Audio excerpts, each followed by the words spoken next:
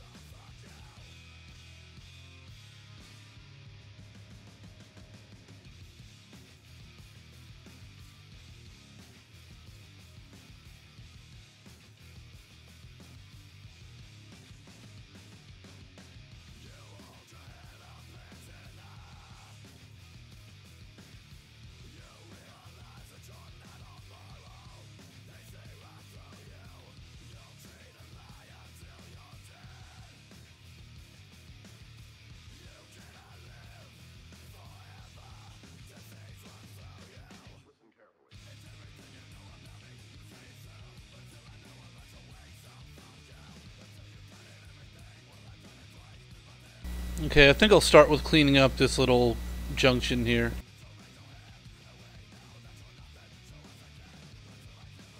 Oh, that is very ugly.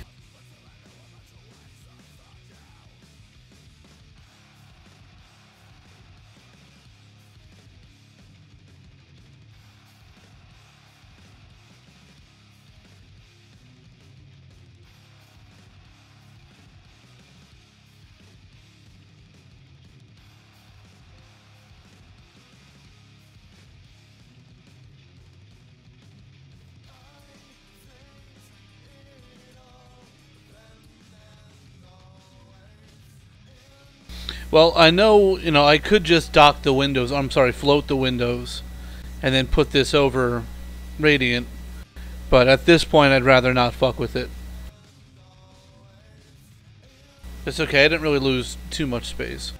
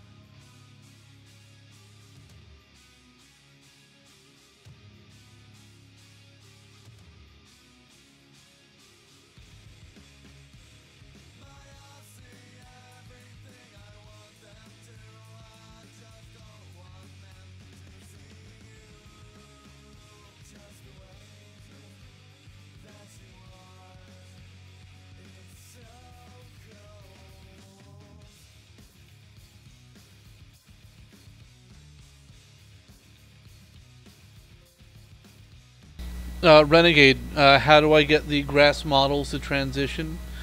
You're talking about how to get them planted like neatly to the slope of the terrain. There's 3 buttons you want to have checked, and that's these 3 up here, which is, and get it to show, plant models and apply random scale and rotation for the first one. Orient dropped selection to floor, and this should be orient dropped height to 0. So with that, you use the plant model function, which I can show you how to do that if you didn't know. If you didn't know this one's going to be a game changer for you.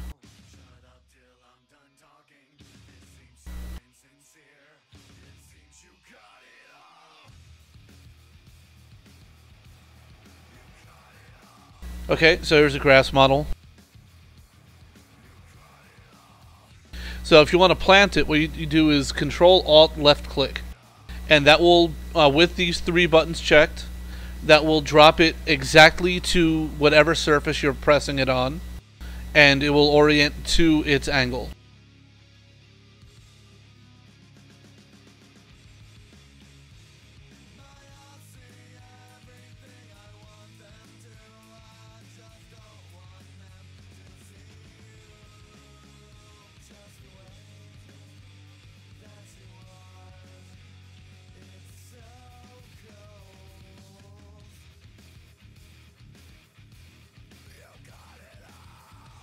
Yeah, that's a huge time saver right there.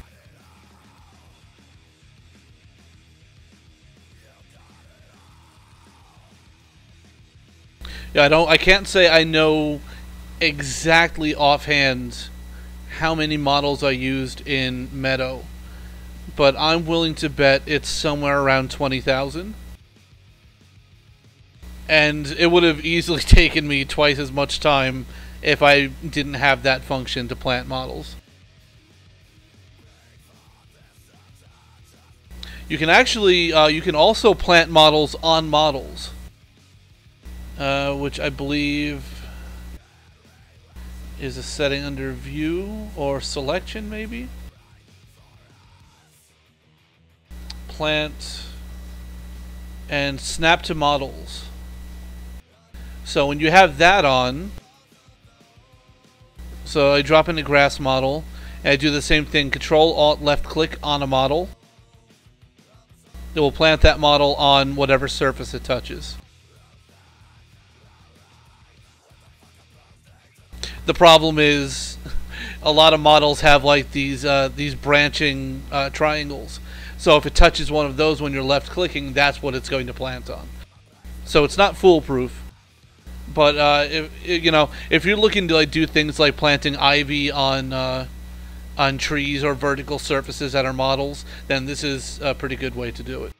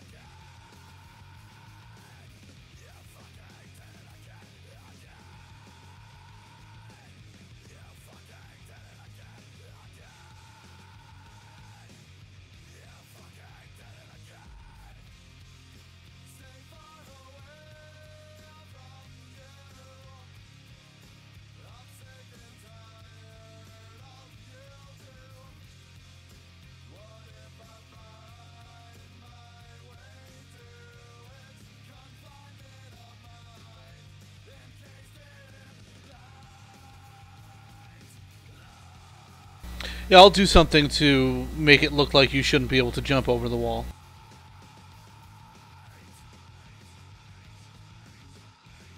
Vertex painting versus advanced patch editing tool. I use both. Typically, I want to say like 90% of the time I use the advanced patch editing tool for blending. What I like using the vertex painter for is like if I just want to zero something out. So let's say like I've duplicated a blend mesh and I want it to be like either 0 opacity or 100. Just duplicate it, select the verts, press G, slide it over to 255 alpha and apply. And then go back to working.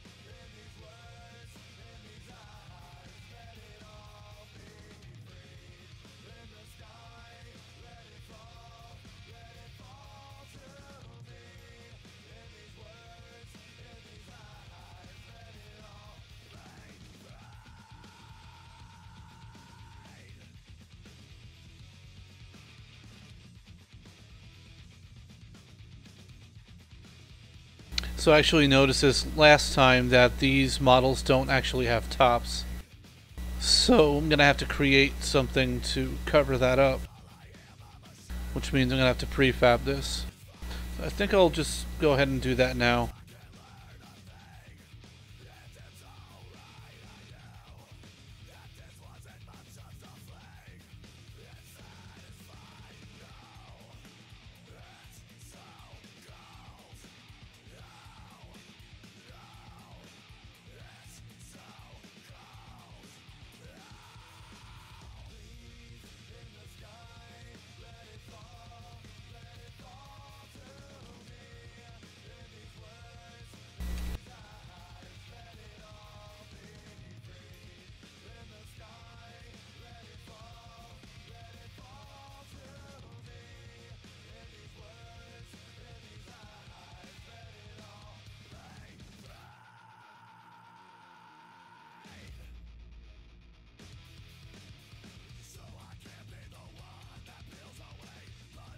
So I'll have to see how this works out, but here's another cool feature in Radiant. Hopefully this works.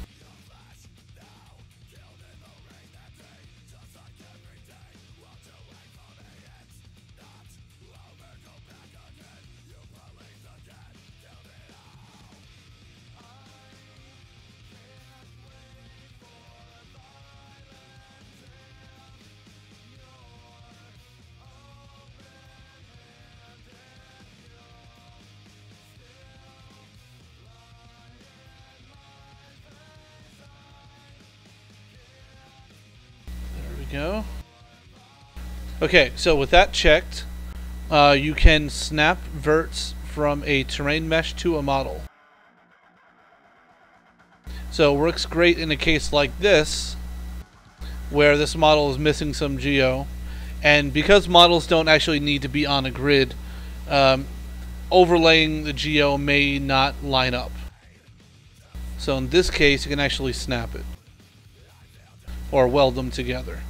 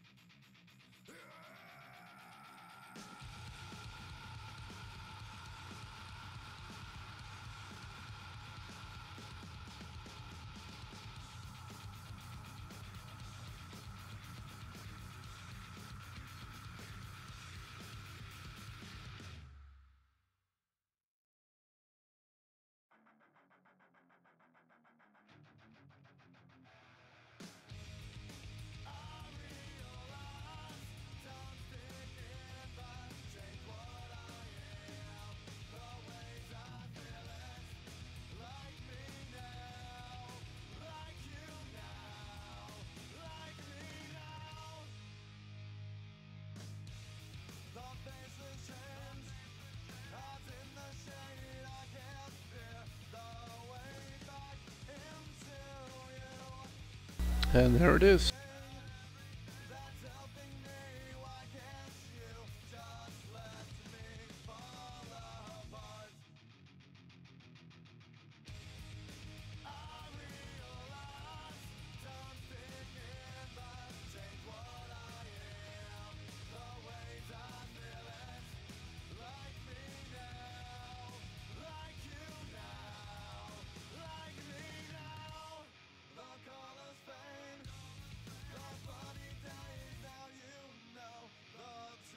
Well, no, this isn't really going too far with detail.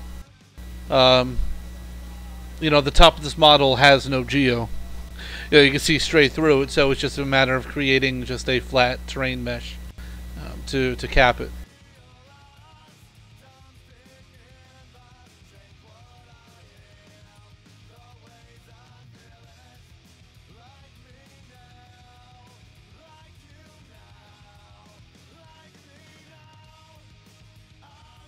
Wow, that was really dumb what I just did. I wasn't even in the prefab when I did that. Alright.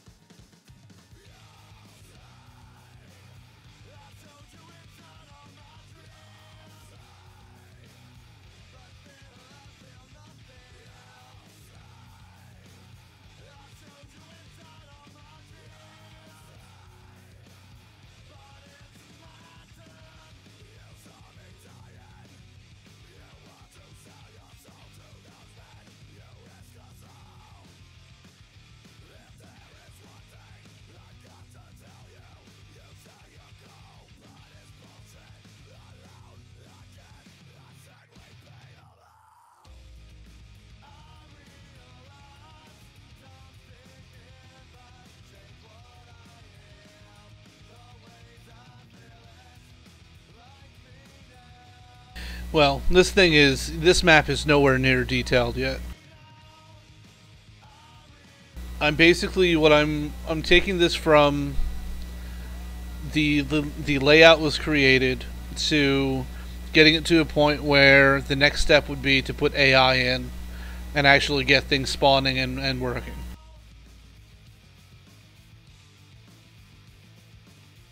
So we're not going to want holes in terrain, and we're not going to want really most of these giant green blocks everywhere.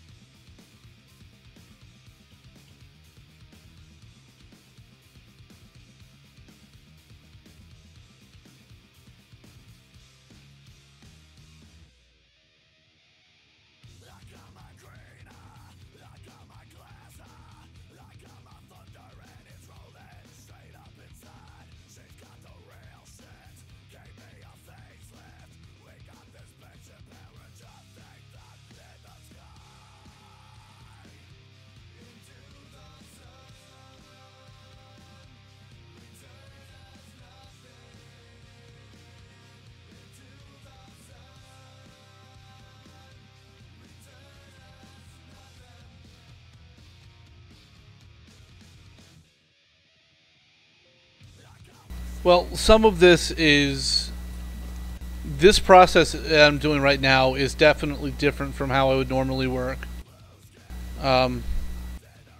Usually I don't have an audience when I'm working.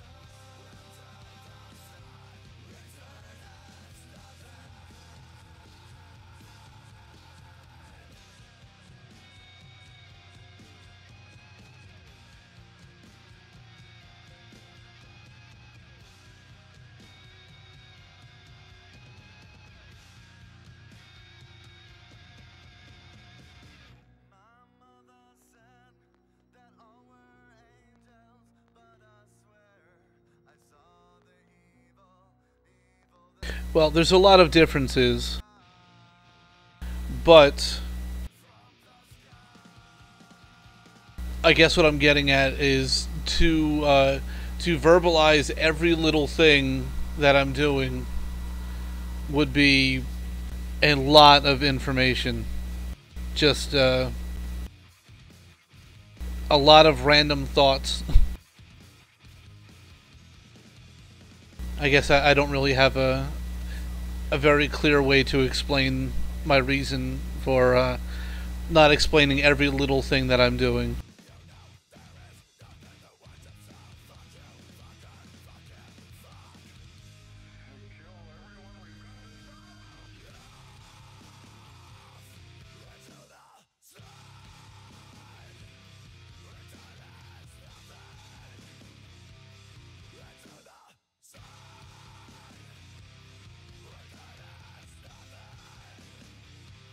Would it be inconvenient?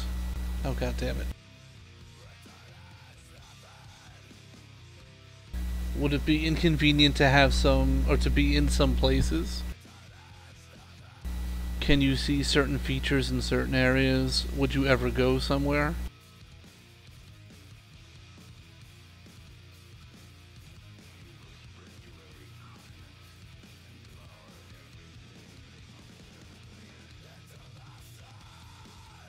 Well, that's all part of the testing process, right?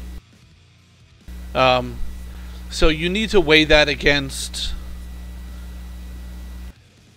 You need to weigh that against your vision and how you think it's going to be received. So you may have this idea that you want to put in something like you said, like the origins generators.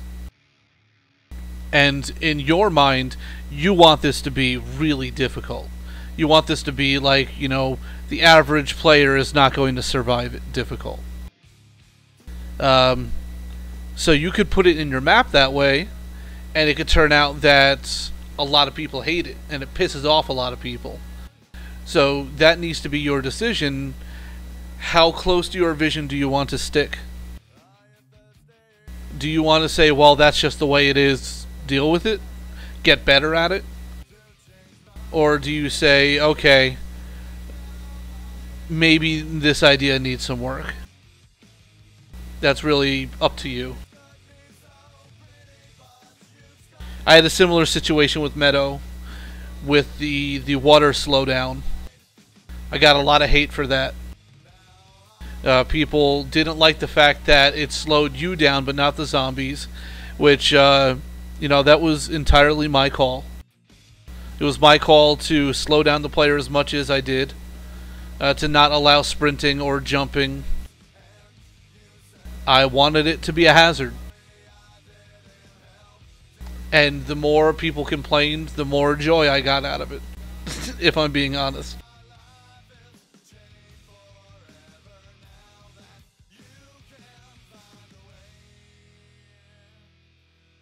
And the reason I came to that conclusion was the map already had a lot of things making it easier, which was that the entire map was open from the start, and you didn't need to farm points to unlock areas.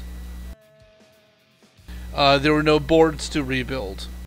There was a lot of things going for the player to make it easy.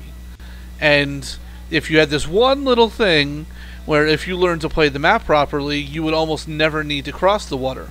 Or you could just wait between rounds and then cross the water.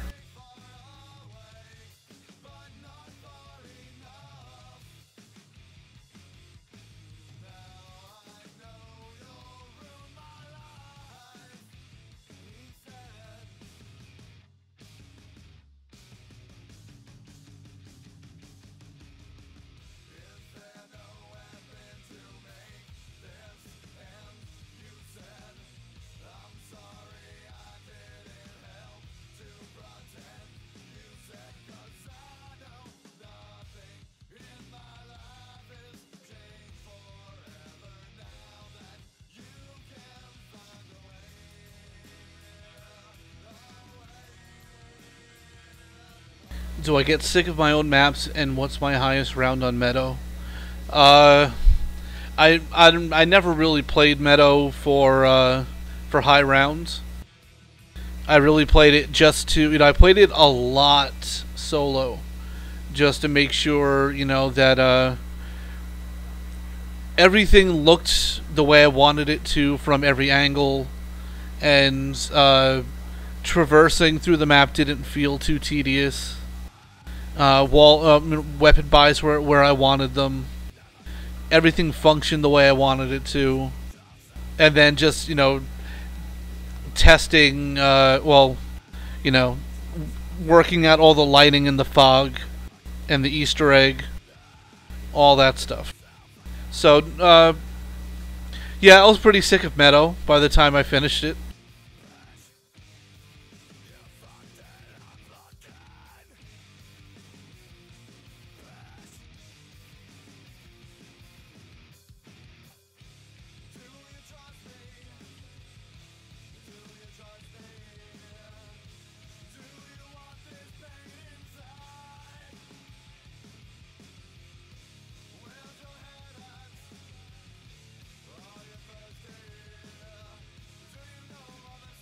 How much scripting knowledge do I possess? Almost none.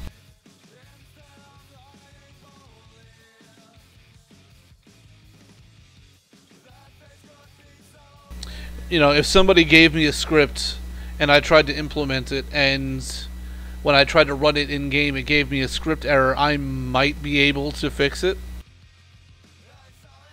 Maybe just by hacking something together. But I am not a scripter. It's not what I do.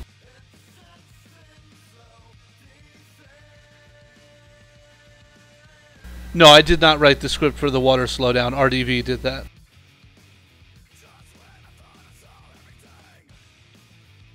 But as I said, any hate there should be directed towards me because he wrote it exactly as I told him to.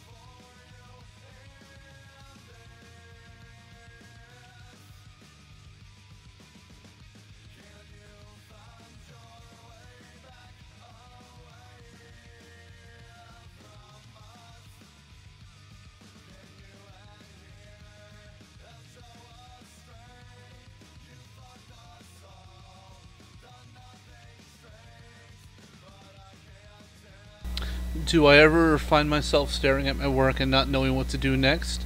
Yeah, all the time. And in that case, in a case like that where I'm unsure of how to proceed with a certain area, I will move on to another area that I'm more sure about. So, for example, I ended one of the streams as I was basically just approaching this third area over here. And I really didn't have a clue what to do with it. So I just said, okay, I'm going to stop here. I'm going to take some time to think about it. Or I will start working on one of the other areas. And maybe something I'm doing over here will lead to a thought of, oh, I could tie it in by doing this over here.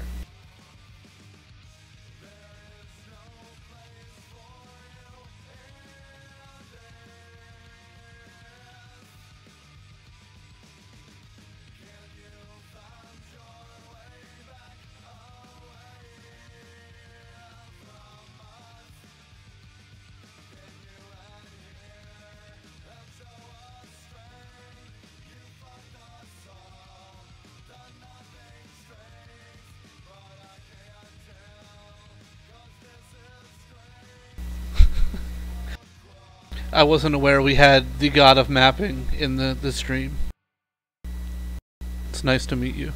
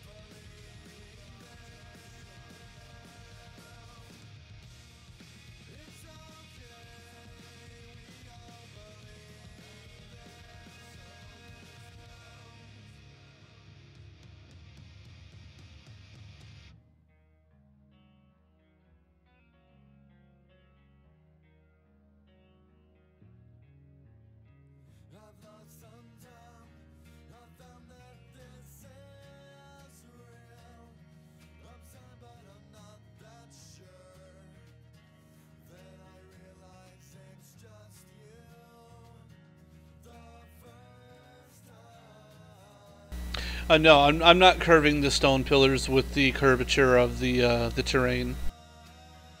Um,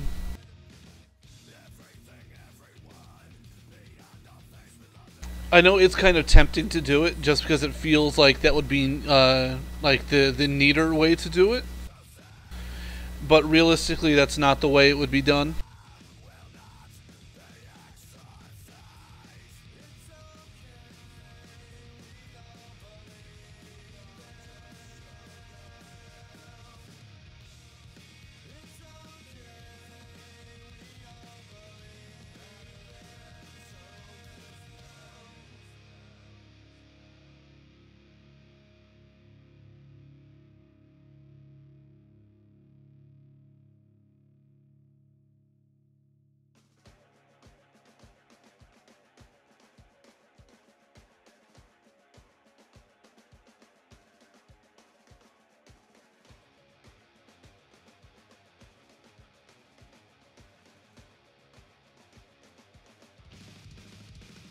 I'm sure there are.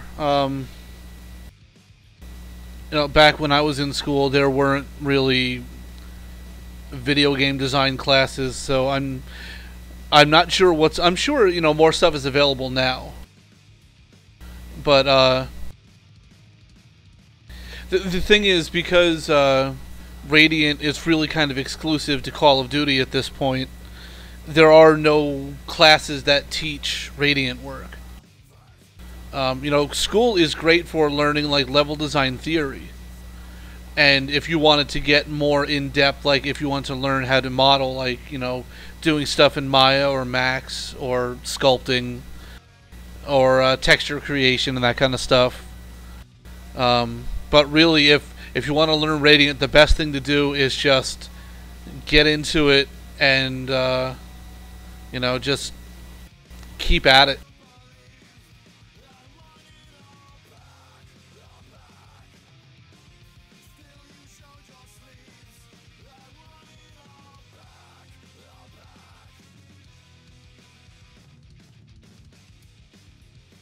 And really, if your hope is to do it professionally one day, I would say with your mod work, get used to sticking to a project and finishing it and taking feedback and making changes.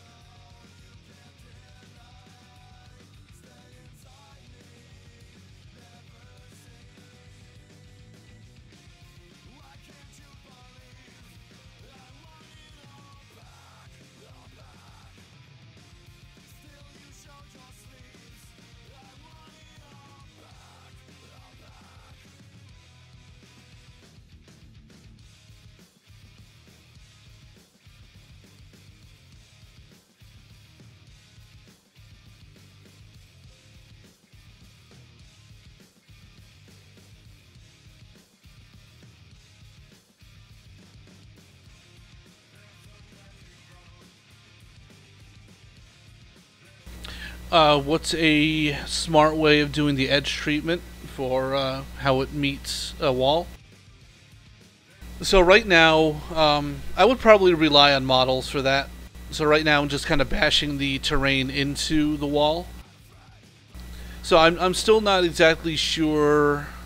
I haven't. Oh boy, I extruded that quite a bit.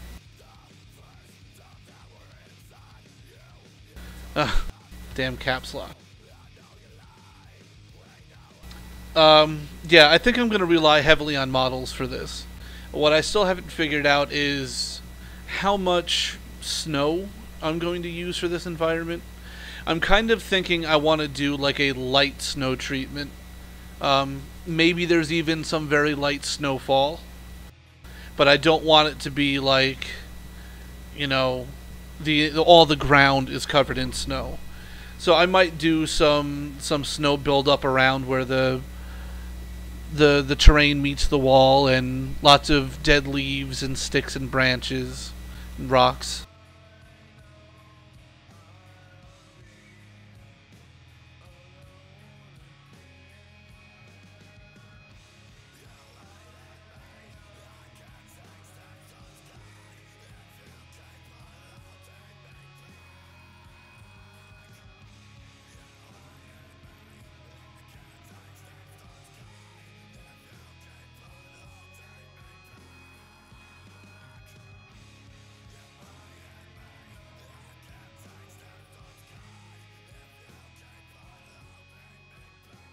I think everybody was a bit too hard on that guy who remade Mob of the Dead. Just my opinion. Can only imagine how much work that was for one person to do, and to have so many people shit on him all at once.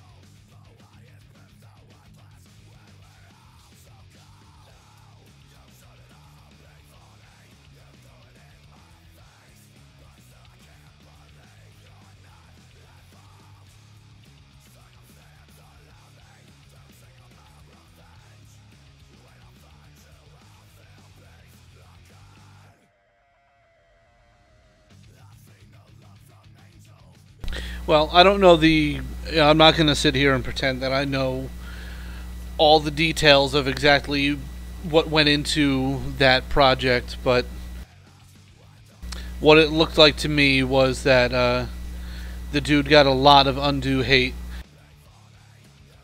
And maybe I'm wrong. Maybe, I don't know.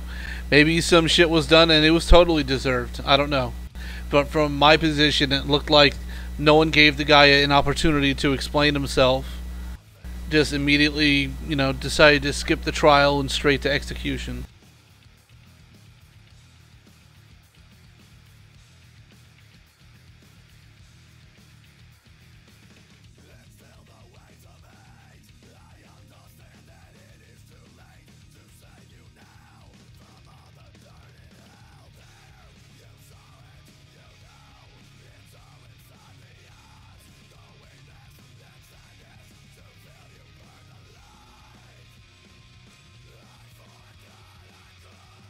Did anybody ever hear from that guy again, or is he still MIA?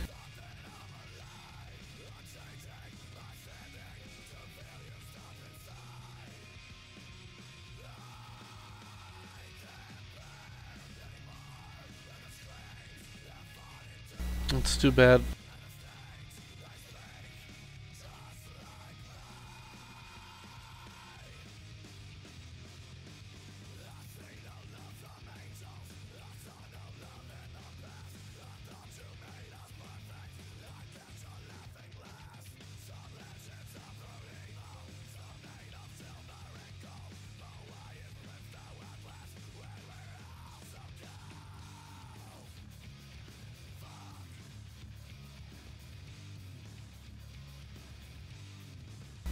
Well, I don't agree with taking money for mod work.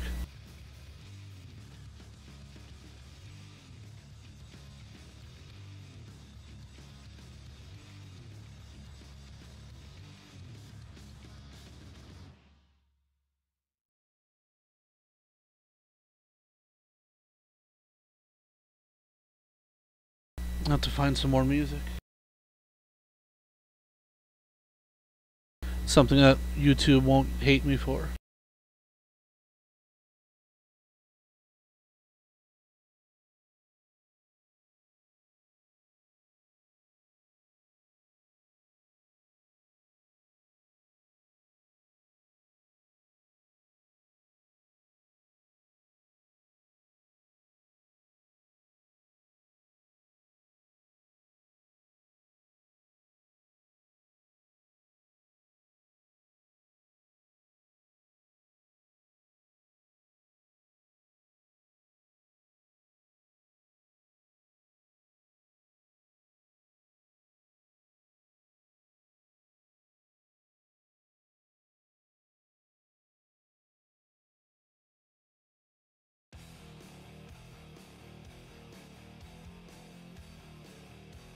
I can't listen to soundtracks when I work. I can't listen to them ever. Or movie scores, that orchestral stuff. I just can't do it.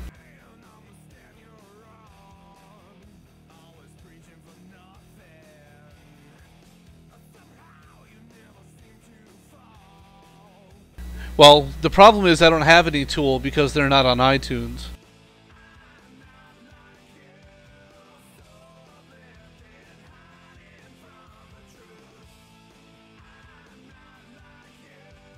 I like Tool. I wouldn't say I'm a huge fan, but they've got a handful of songs I really enjoy, and I would like to own them, but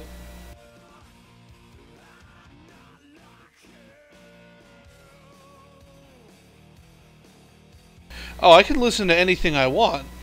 The problem is, well, no, like in terms of what I like, I don't like movie scores.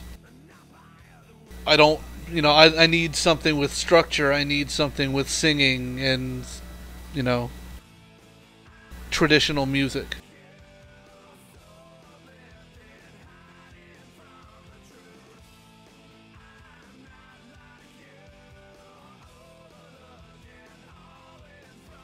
I would imagine Lamb of God probably would, you know what? Now you kind of want me. You got me kind of wanting to listen to Lamb of God. Again, not a huge fan, but is it their last album? Though I think it's a German title. 7, released in 2015. See, I only have 2 albums. I have Ashes of the Wake and this one, 7, released in 2015. And this one, 7, is incredible. I love this album. So I'll try it. Just one song. Let's see if YouTube throws up any warnings.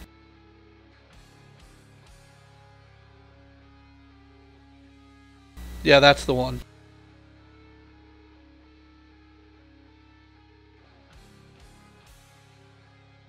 Well, they have a music video for this song, so I have a feeling it's gonna get flagged. We'll see.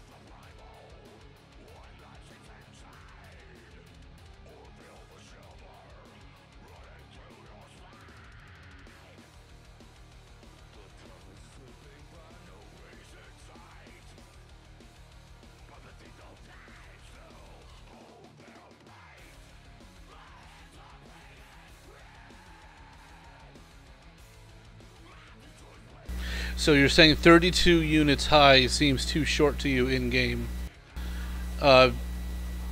Define it means it looks too short to you. Like, it looks so short, like you should be able to get over it.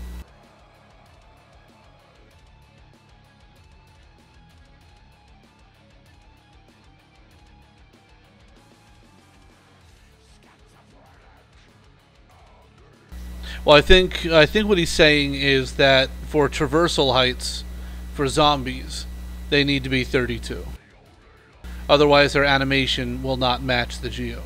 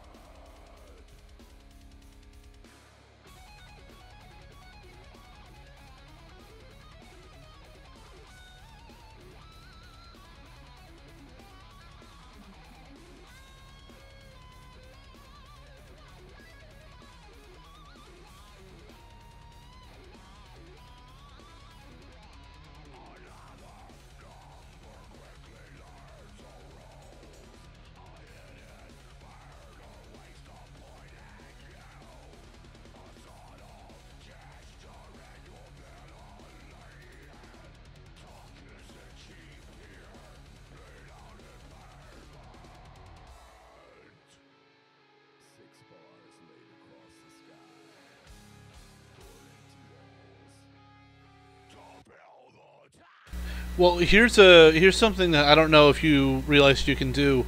You can preview the traversal animation in Radiant. So you can see exactly where the hand is going to go, where the foot's going to go. So you can block out geo around where the animation goes. So you could just flatten it in the spots where, you know, they're going to touch.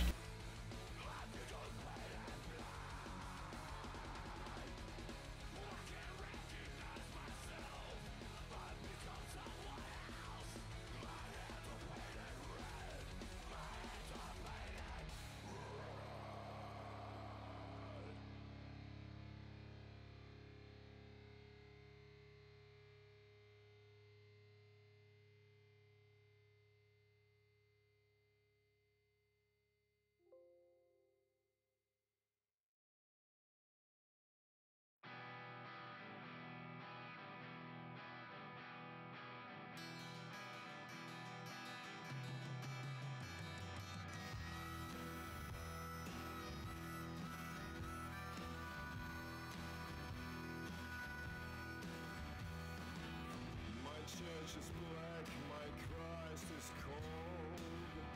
My cross is pale, all hope is gone.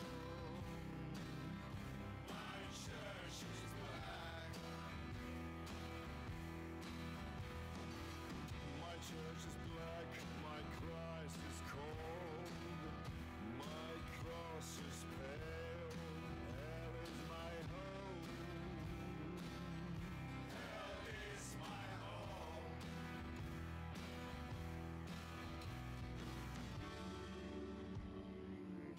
My church is black.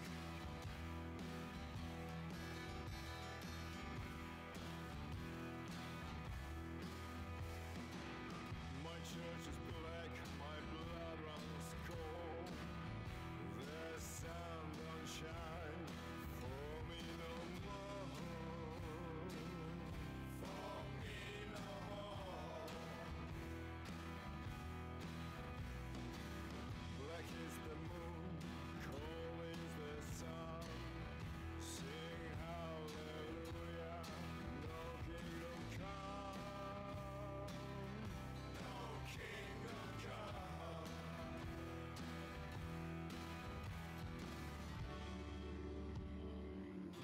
My church. Yellow skies.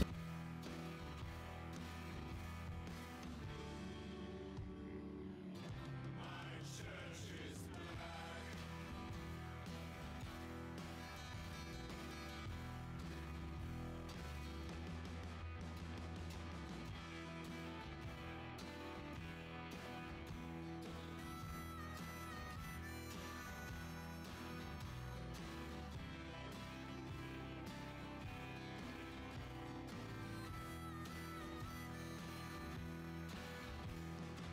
Oh yeah.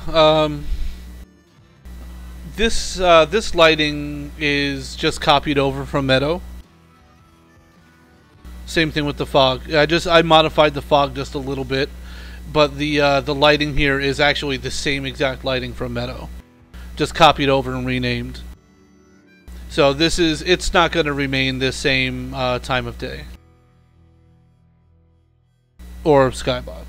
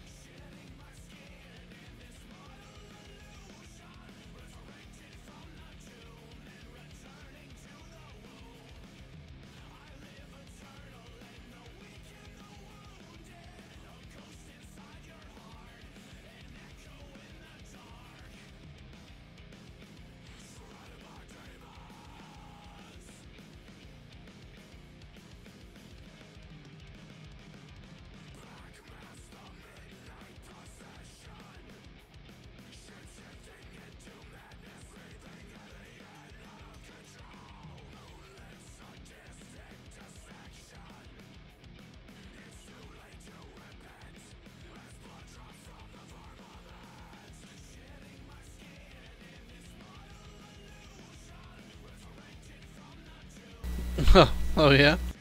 Is that right?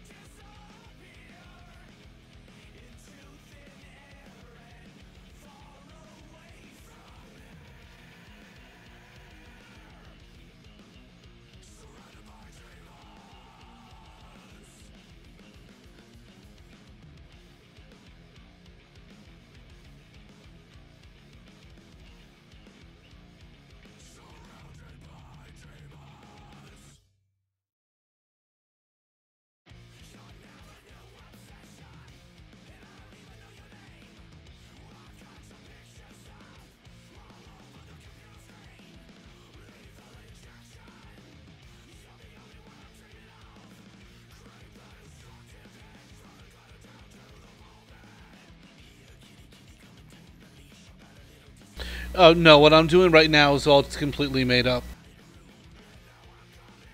Normally, I wouldn't start a map without having like a huge folder full of references. Just kind of, I keep like an inspiration folder on my desktop that every time I find a photo I like, regardless of whether it's something I'm working on now or not, if I like it, I save it.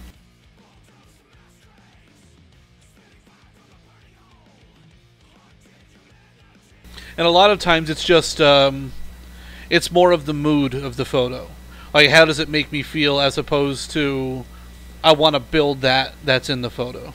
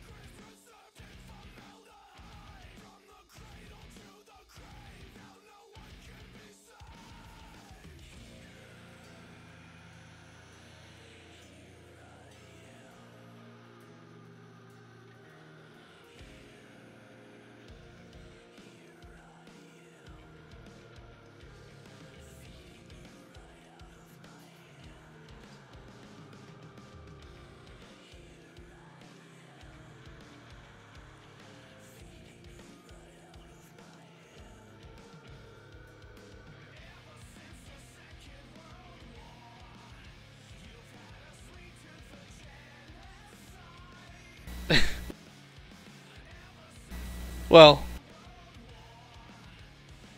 I guess I just don't really see a need for using Pinterest. But like I said, if I find a photo, I save it. The process is done. There's no need to make an account or anything.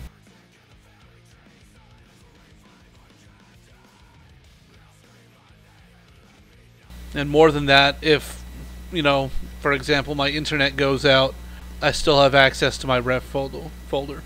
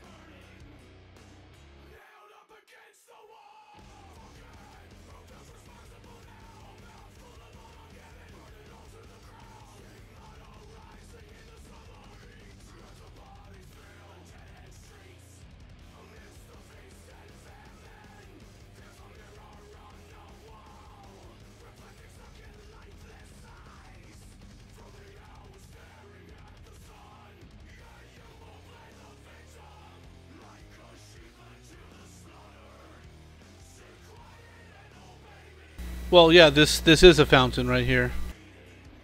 It's meant to look like the water is frozen over.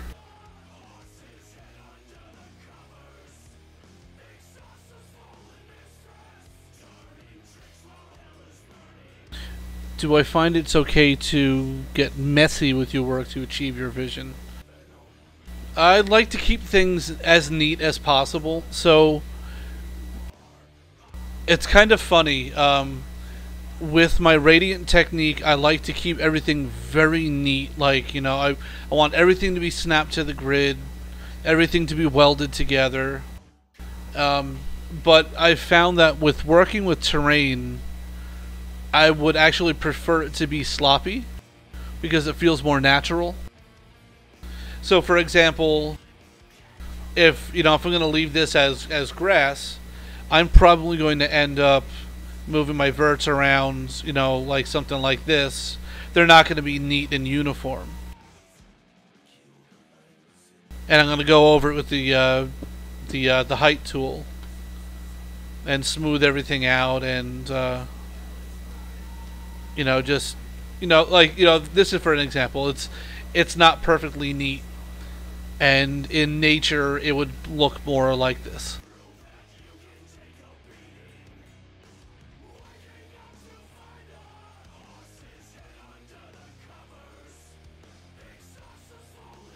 The green squares on the floor are to break up elevation, to make it a little bit harder to just get tons of headshots on zombies.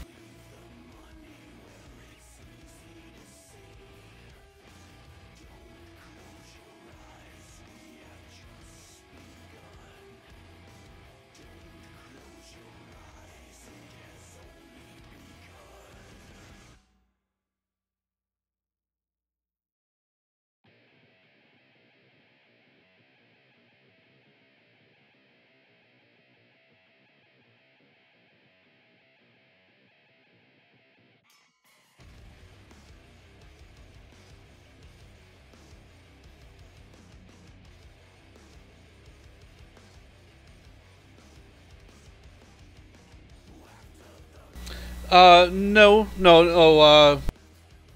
Eventually they'll be replaced with something. You know, some kind of geo or something to have some kind of bump here. And it will just be material clip. So whatever it ends up being, if it's grass, it'll just be a grass clip or a foliage clip. Or if it's a down tree, it'll be a wood clip. You know, stuff like that.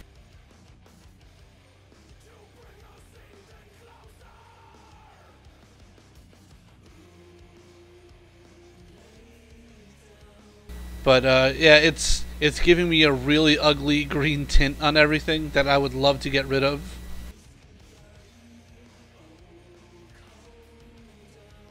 At least the bigger blocks. All these guys.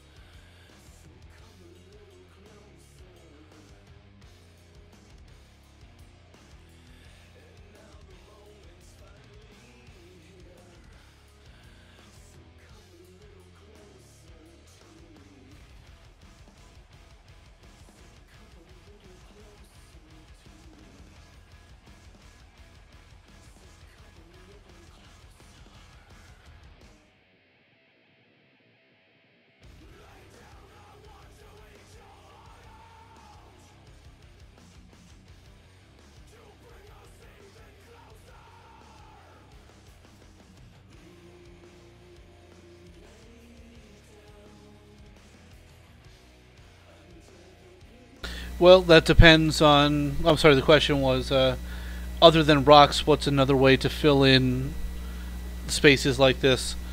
Uh, it could be just tall terrain that's got lots of trees and smaller rocks bashed in.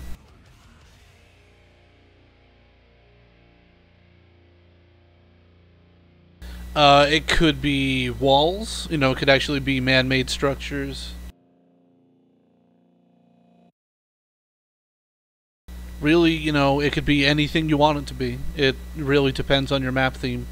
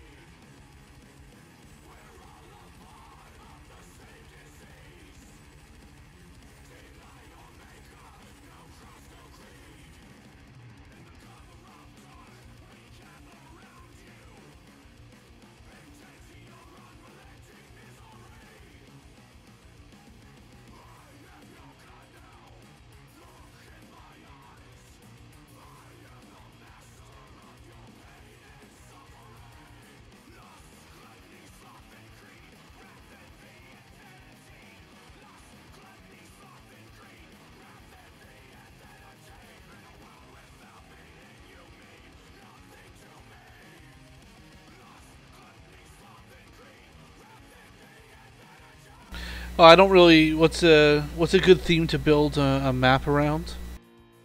It depends. What do you like building? As I've said before, I've always preferred building nature-based environments, like forests with lots of streams and rock formations, stuff like that. I also love industrial environments, so like abandoned factories and that kind of stuff. Love that stuff.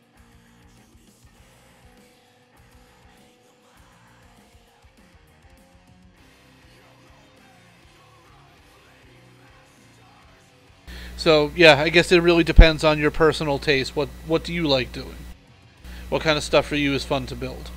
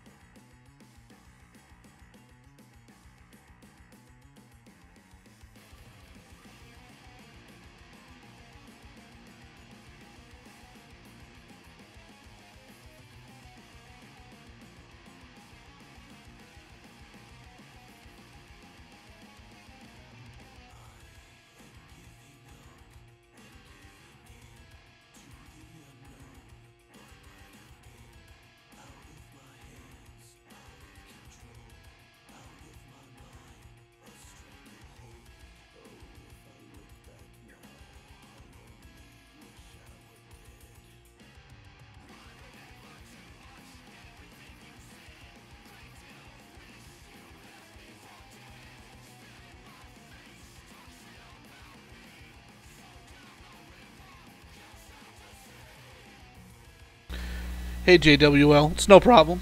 You know, just there are certain things I can't answer. Regardless, glad to have you here.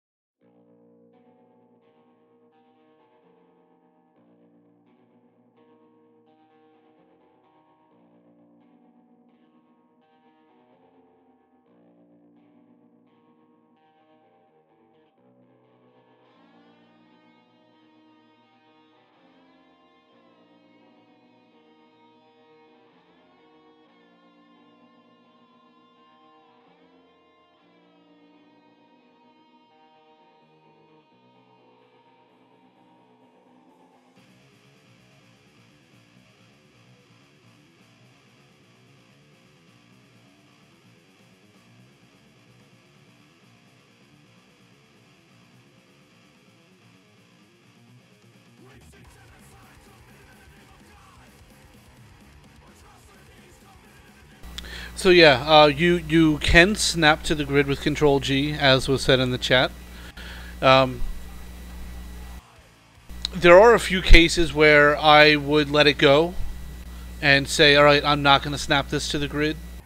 And it could be one of those cases where, let's say you're doing like a spiral staircase and you need to keep that really smooth curvature. And if you snap it, it's going to look jagged, even on quarter grid. That's one of those cases where I would say, okay, my OCD side's going to go crazy knowing that it's not snapped to the grid. But in this case, it's more important that it looks good.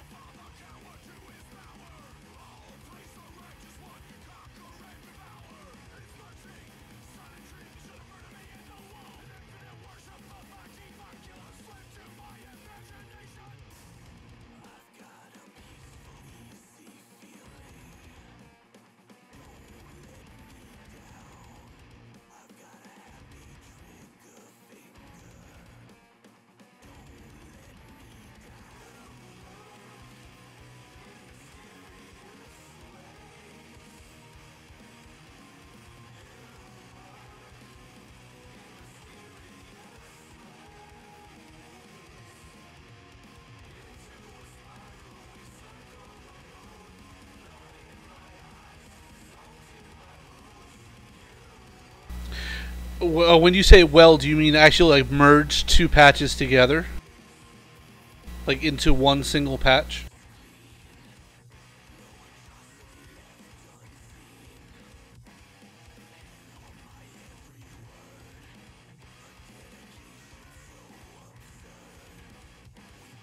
Okay, let me show you an example.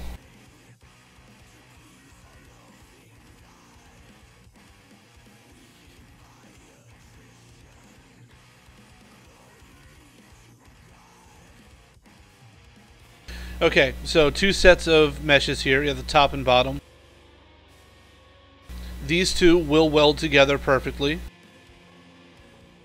So if I weld them and then turn off verts and press W, that will merge them into a single patch.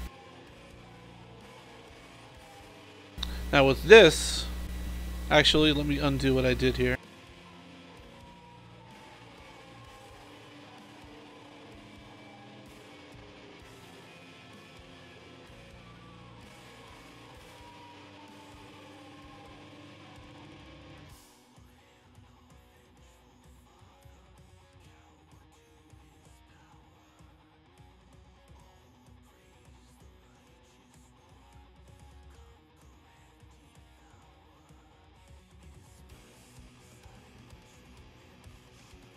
That actually worked out better than I expected it would.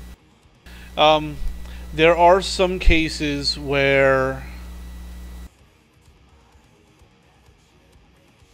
they will not merge into one. And I actually thought this would be one, but I'm not exactly sure why. Okay, I think... Alright.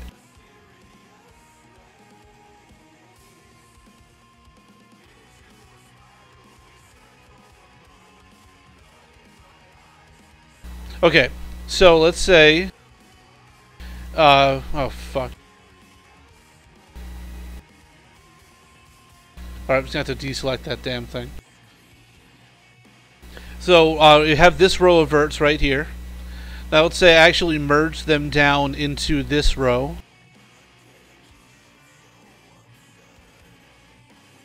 So, it looks like there's no row there. I believe this probably will not merge now. I could be wrong.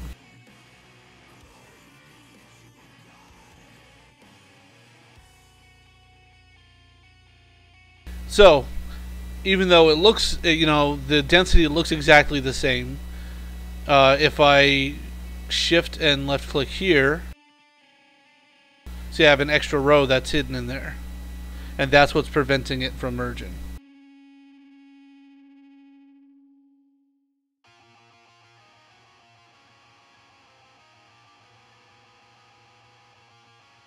And actually on that subject, I can show you a cool tip for merging cylinders together.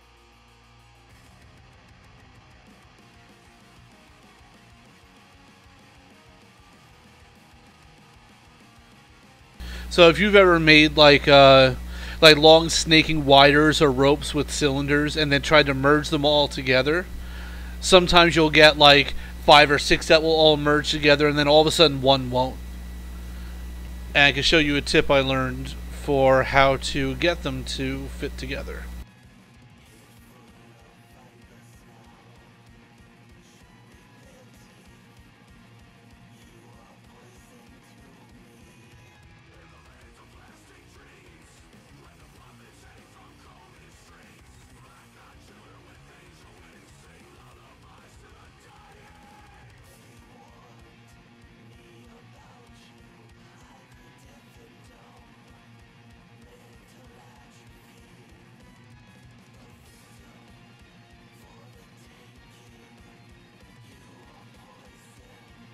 Okay.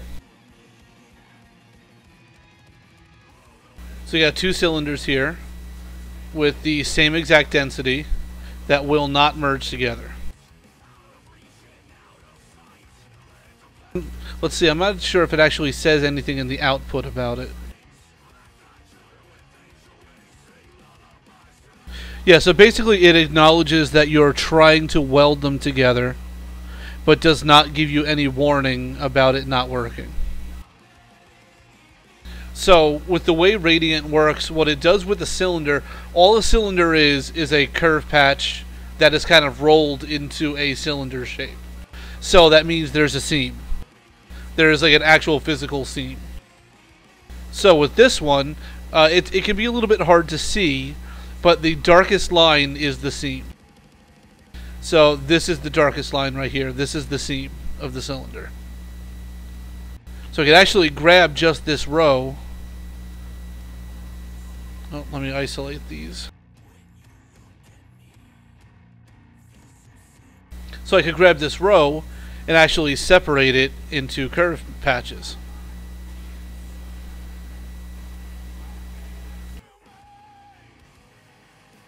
So what you need to do is you need to get these seams to line up on both cylinders. And on this one, it's on the right side instead of the top. So let's say, in this case, I could just rotate it like this. And go, yeah, now they line up.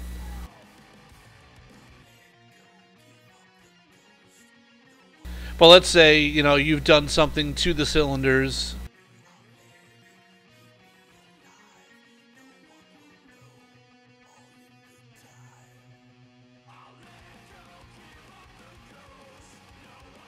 And because of this shape, you can't just rotate it and fix the seam. So what you can do to force the seam somewhere else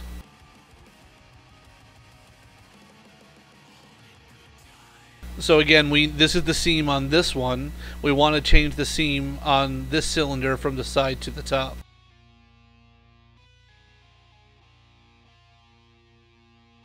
Okay, so we need to change the cylinder, the seam on the cylinder to the top. So you turn on verts, select that row, and Control Shift X to split. Now you move this up to separate it. Then press W to weld. And now that's your new seam. You put this guy back on top. And now you see both your seams are on the top. You press W. Now it's one cylinder.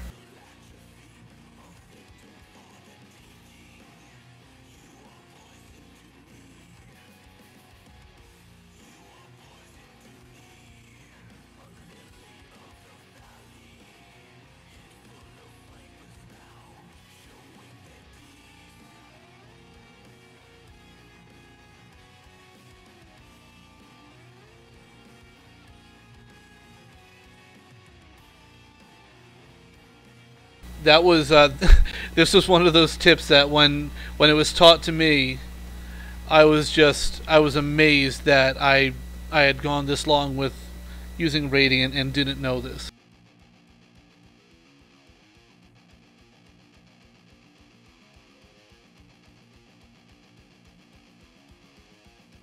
And this was a case where I had already laid out, like, I had done all kinds of snaking wires that are going up over things and almost like tied in knots and hanging over things. And it just would have been an absolute nightmare to completely rebuild.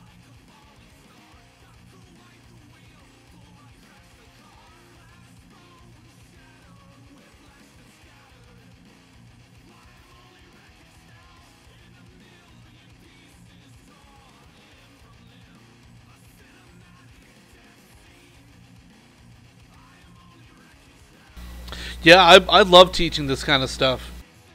I love showing people features that they may not have known, or, workarounds or techniques.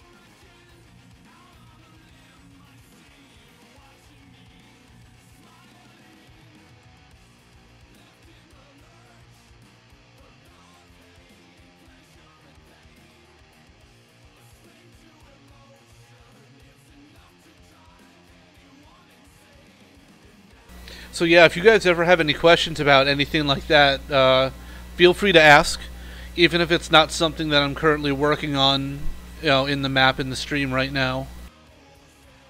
I'll be happy to answer if I can. I actually think this is awesome. Instead of trying to, type it over Twitter and trying to explain it in so many characters, I could just say, oh yeah, well, you guys are already watching my monitor, so here's exactly how to do it.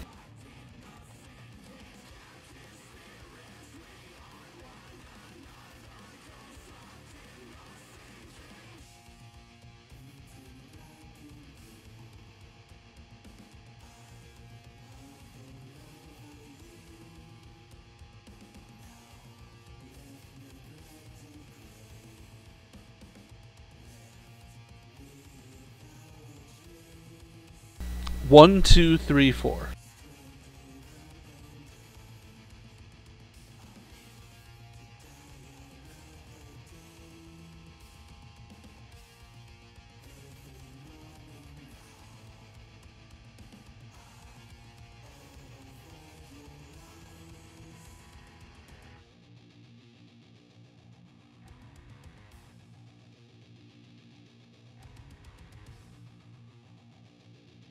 So I actually don't think I explained why I did this here, but the idea here is that I'm going to have zombies spawn in right here, and then traverse over these hedges. It won't be neat because the hedges are pretty thick, and they need I believe the zombies need an 8-unit wide space to traverse. But I'm okay with them clipping into the foliage a little bit.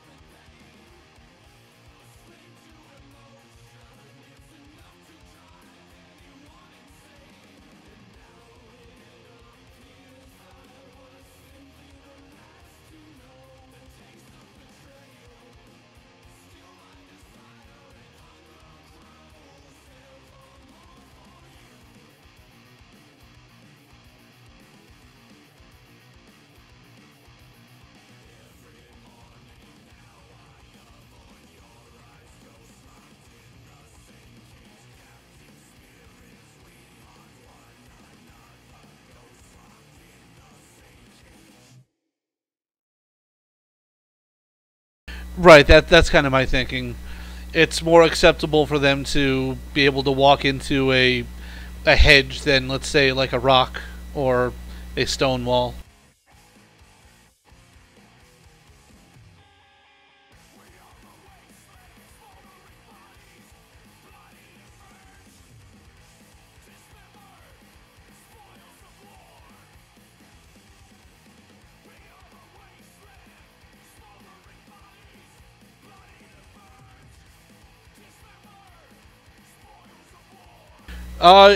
There should be a way to do that, to make zombies use a traversal, then a window barrier. Well, the thing is, the zombies need a goal. They need something to move towards in order to move. They need, a specific task. So if they're targeting a traversal, then if there's something for them to do after it and there's enough space, then they theoretically should do it.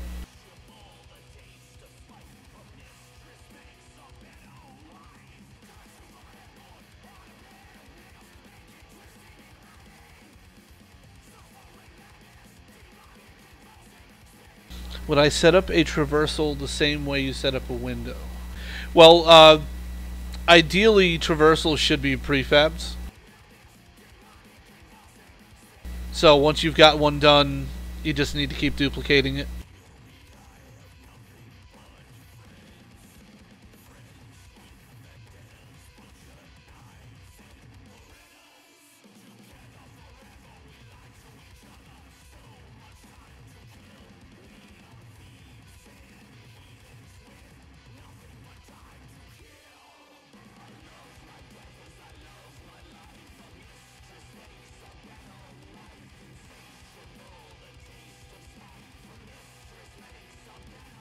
As I'm sure you can tell by watching a couple of these streams, I am constantly hitting the wrong keys. It's constantly mashing the wrong buttons. Constantly like bringing up like I don't even know what the shortcut is. Like bringing up the vehicle dialog window.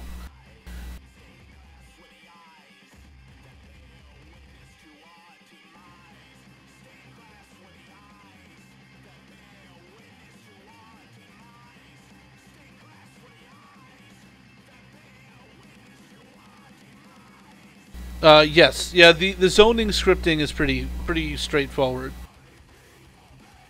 The real tricky part there is just getting your zone adjacencies set up properly and efficiently in a way that makes sense for gameplay.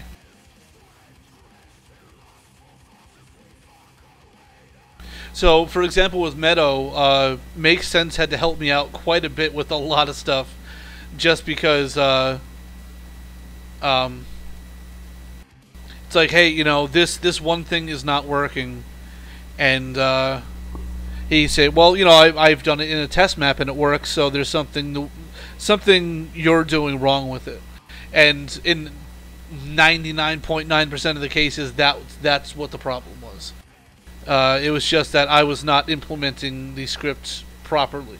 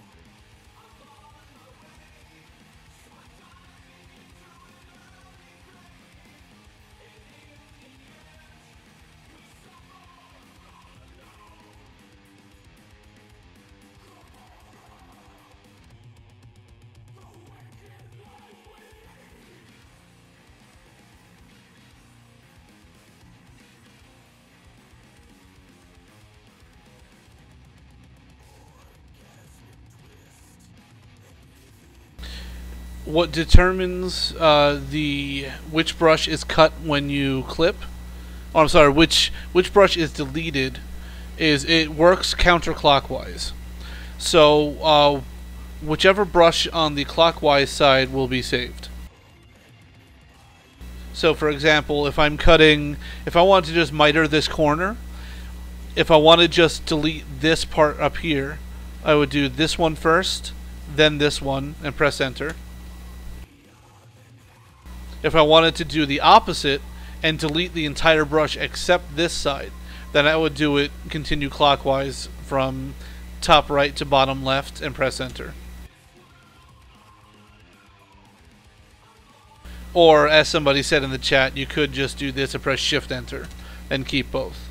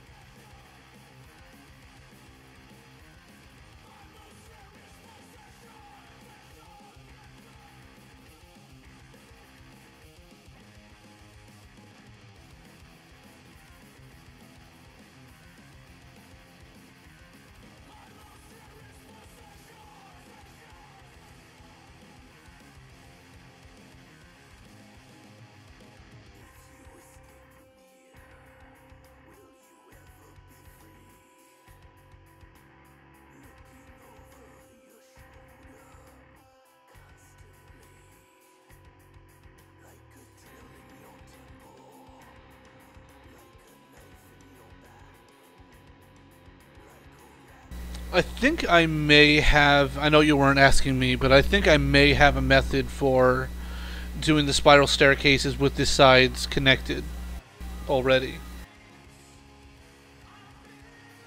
Let me see. Just off the top of my head, I think I have an idea.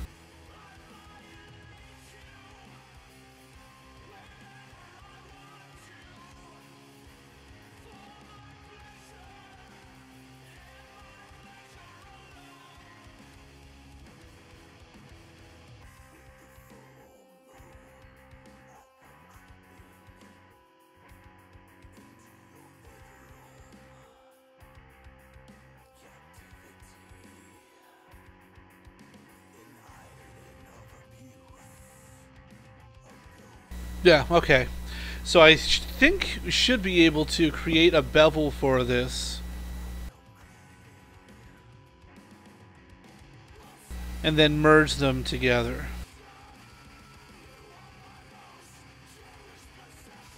Yeah, there we go. So now these are one piece. So now when we convert this to a terrain and split,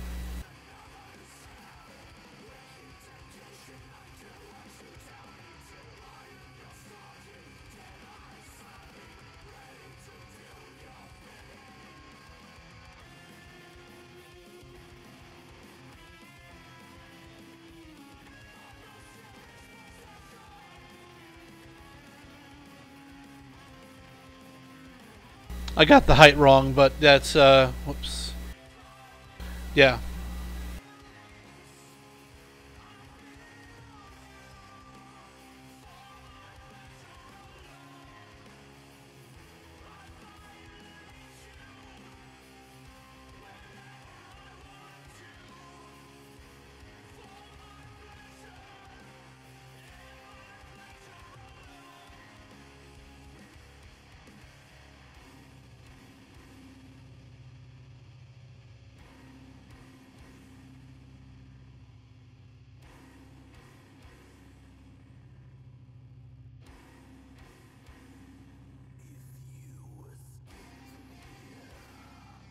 But I actually, now that I think of it, I think you were probably talking about the rise of the stairs, not the sides.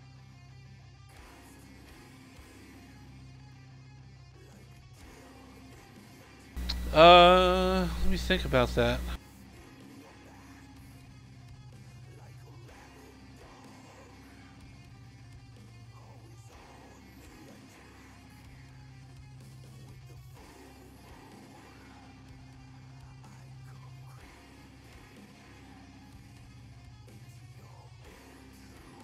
Well, here's an idea.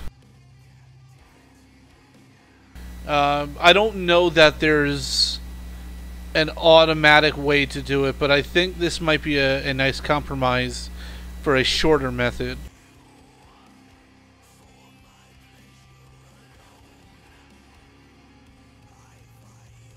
So if you want to create the rise section of the stair, you would cut this here, then extrude this row,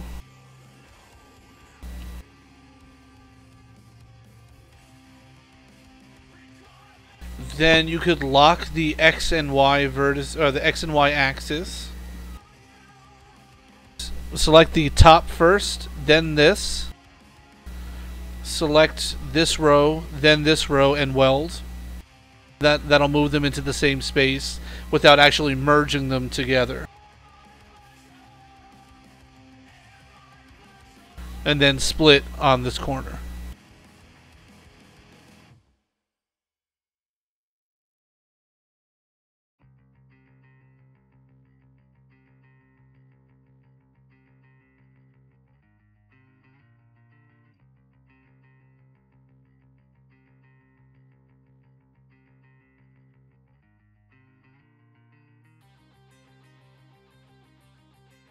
Does thicken work on terrain? I didn't think it did.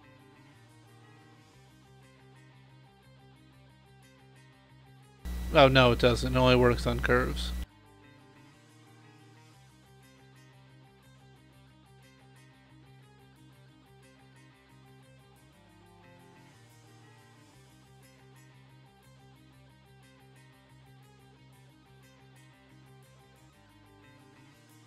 So if you want to see that process again quickly, you want to have X and Y locked. Which, again, if you guys didn't know that, about what that does is, with any one of the axes locked, it will not actually merge verts into the same space. For example, let's say this mesh right here. Without anything, whoops. Without, oh, god damn it. I really need to find a new key. Without anything locked, if I grab these two verts and hit W, it's going to weld them together.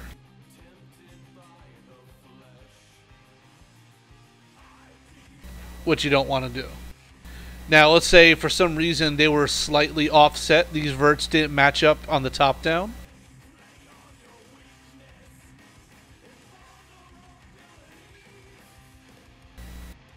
Oh yeah. And I wanted this vert to be in the same place as this one. The easiest way to do it is to lock X and Y. Select that top row first, or that top vert, then the bottom one, and weld. And it won't weld them together, it will move this one into the same exact coordinates as this one. So this is good for, let's say, a case like this where, as someone was saying earlier, they wanted to keep the curvature without snapping it to the grid.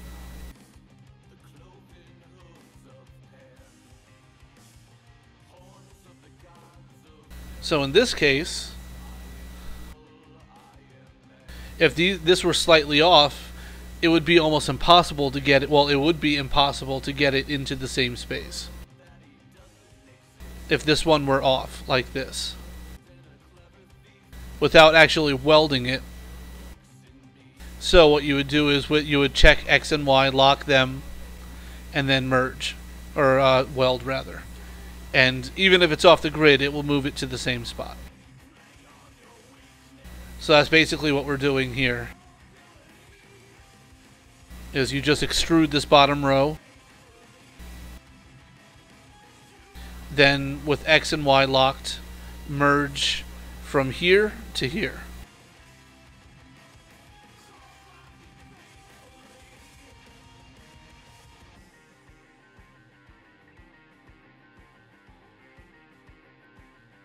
So that may be a faster way of doing it. At least this way, you could do this entirely in the 3D view. You don't need the grid view at all.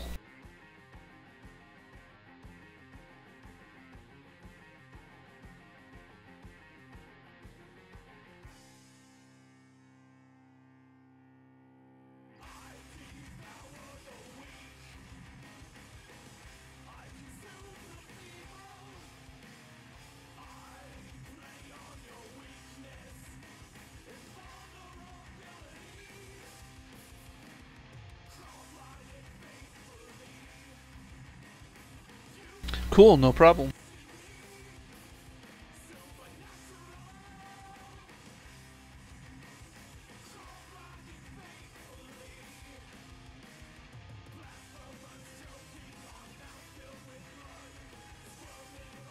Yeah, it's just, I don't know why I just thought of this now. Probably because it's the setup ended up being very similar to Spiral Staircase. But I had this idea a while ago in Radiant that it wasn't anything for a map, it was just a shape I was trying to figure out how to make. And a friend of mine had actually finally figured out the best way to do it and showed me. And that was one of those moments where I was like, I was really overthinking it. And basically what I was trying to do was take two cylinders and make them look like they were twisting around each other.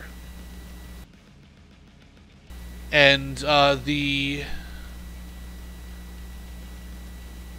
hope I remember it correctly. Otherwise, I should have never even brought it up.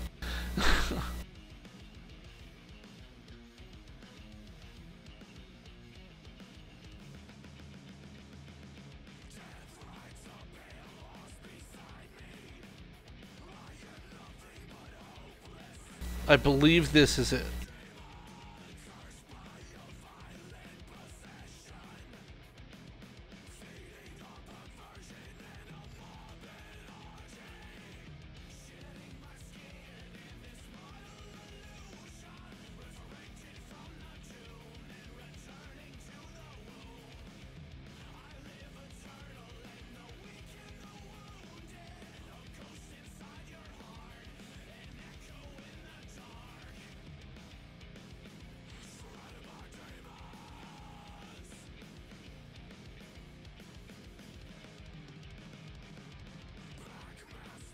Yeah, there we go.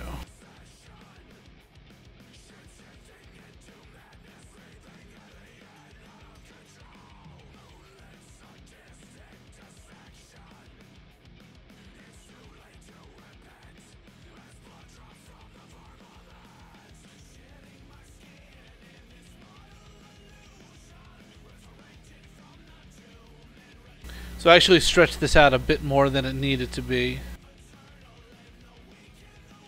into a simpler one.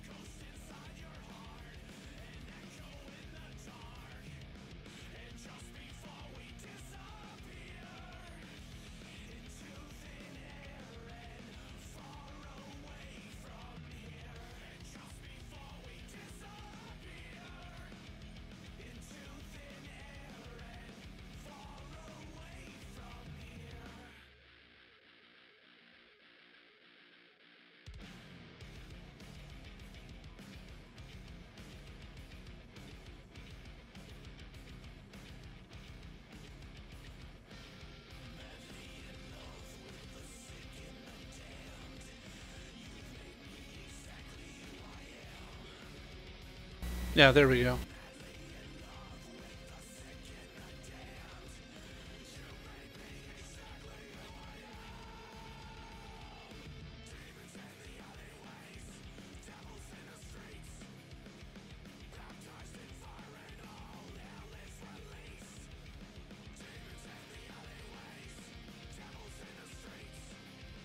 So just a cool little shape. I don't know that there's ever really any use for something like this.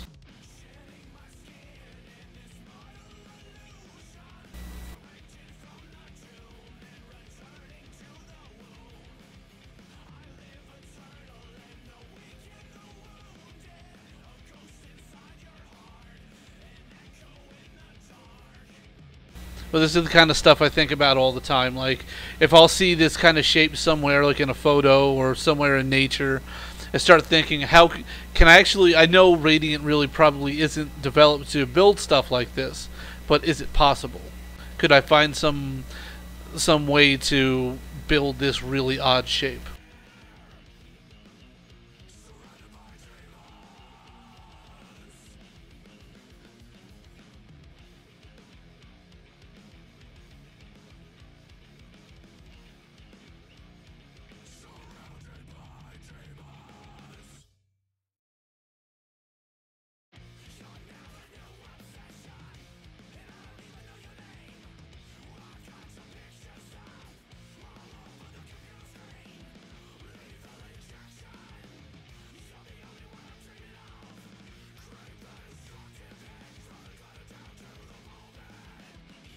Oh god. It took me a second to realize what you were talking about.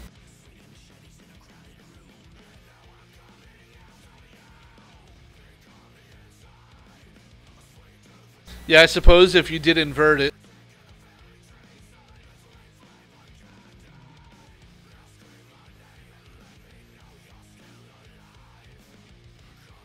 It does kind of look like a slide.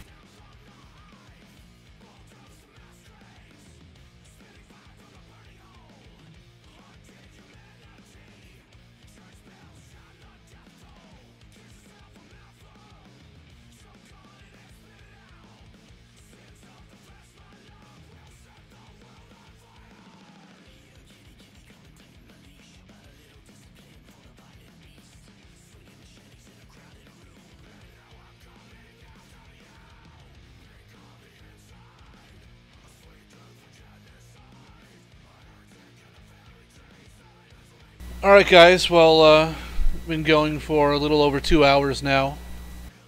I still have a ton of stuff I need to do for Thanksgiving tomorrow. So I think I'm gonna stop it here.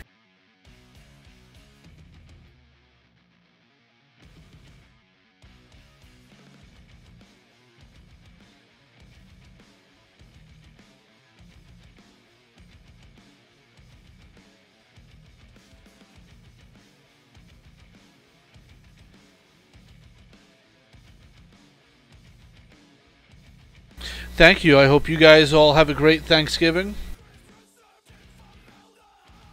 And I don't plan on doing a stream tomorrow, just because I think tomorrow is going to be super busy for me. But if by chance there is some time, maybe I'll try to do one. Maybe tomorrow night.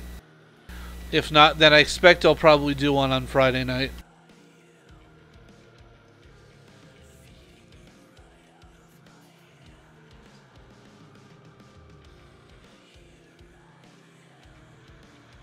Alright guys, as always, thanks for coming, and I hope you enjoyed it.